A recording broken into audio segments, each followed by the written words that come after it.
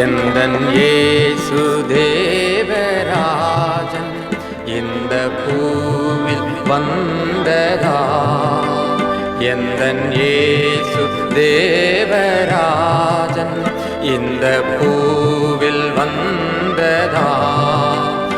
எந்தன் பாவம் நீங்கிட்டே, எந்தன் பாவம் நீங்கிட்டே, எந்தன் பாவம் நீங்கிட்டே, எந்தன் பாவம் நீங்கிட்டே. எந்தன் இயேசு தேவராஜன் இந்த பூவில் வந்ததா.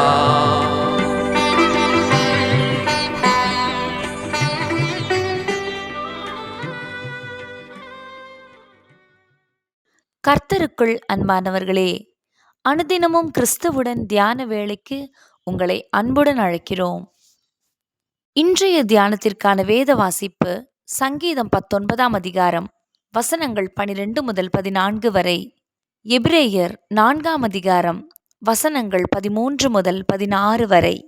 தியானத்தின் தலைப்பு, மறைவானது எதுவுமில்லை, அவருடைய பார்வைக்கு மறைவான சிருஷ்டி ஒன்றுமில்லை. எபிரேயர் 5 அதிகாரம் வசனம் 13.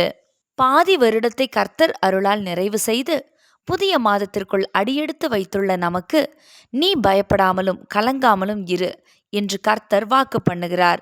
யோசுவா 8 அதிகாரம் வசனம் 1. யோசுவாவை பலப்படுத்தின ஆண்டவர் நம்மையும் பலப்படுத்தி இம்மாதத்தை ஆசீர்வதித்து தருவார். நான் செய்த ஒரு தவறான காரியம் கடைசி வரைக்கும் யாருக்கும் தெரியாமலே இருந்தது. அது எவருக்கும் தீங்கு விளைவிக்காவிட்டாலும் எனக்குள் உண்டான குற்ற உணர்வு என்னை குத்தி குதறிவிட்டது. மனுஷர் கைகளில் விழுவதிலும் ஆண்டவர் கைகளில் விழுவது நல்லது என்று உணர்ந்தேன்.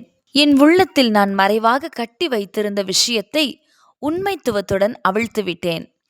அவர் அருமையாகவும் என் தலை கவிழ்ந்து விடாமலும் காரியத்தை கையாண்டு எனக்கு விடுதலை தந்தார்.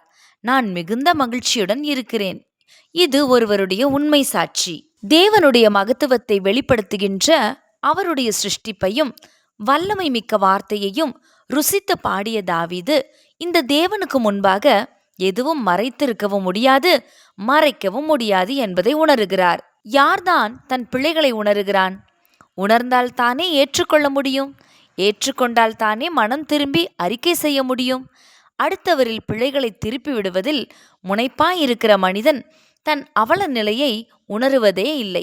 இங்கே தாவீது மறைவான குற்றங்களுக்கு என்னை நீங்களாக்கும், துணிகரமான பாவங்களுக்கு உமது அடியேனை விலக்கிக்காரும் என்று ஜெபிக்கிறார்.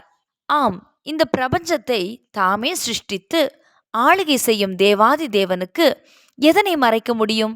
மெய்யாகவே எந்த ஒரு மனிதரும் காண முடியாத சந்தர்ப்பத்திலும் கூட நாம் செய்கின்ற ஒவ்வொரு காரியத்தை மாத்திரமல்ல, நாம் மனதிலே நினைப்பவை, கற்பனையில் பார்க்கிறவை என்று யாவையும் கர்த்தர் அறிவார். பின்னர் ஏன் நாம் அவருக்கு மறைக்க வேண்டும்? மறைத்தால் அது நமக்குள் குற்ற மனப்பான்மையை தோற்றுவித்துவிடும். இது நம்மை ஊனப்படுத்தவோ நமக்குள் பயத்தை தோற்றுவிக்கவோ முடியும். இது மிகவும் ஆபத்தானது. அவருடைய பார்வைக்கு மறைவான சிருஷ்டி ஒன்றுமில்லை. சகலமும் அவருடைய கண்களுக்கு முன்பாக நிர்வாணமாகவும் வெளியரங்கமாகவும் இருக்கிறது. எபிரேயர் 4 அதிகாரம் வசனம் 13. மனிதருக்கு எதையும் மறைக்கலாம் அல்லது ஆலோசனை பெறுகின்ற நோக்கில் கூறினாலும் அவர்கள் அதை வைத்தே நம்மை வேதனைப்படுத்தலாம். மாறாக எதையும் உண்மைத்துவமாய் அறிக்கையிட்டால் நம்மை ஏற்றுக்கொண்டு நம்மை வழிநடத்த ஒரு அன்பான ஆண்டவர் நமக்கு இருக்கும்போது நாம் ஏன் குற்ற உணர்வுடன் போராட வேண்டும்? மனிதரை நாட வேண்டும்?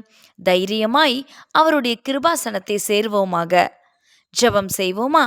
அன்பின் தகப்பனே, மறைவான குற்றங்களிலிருந்து விடுவிக்கப்பட உம்முடைய சமூகத்தில் எங்களை தாழ்த்துகிறோம். ஆமேன்.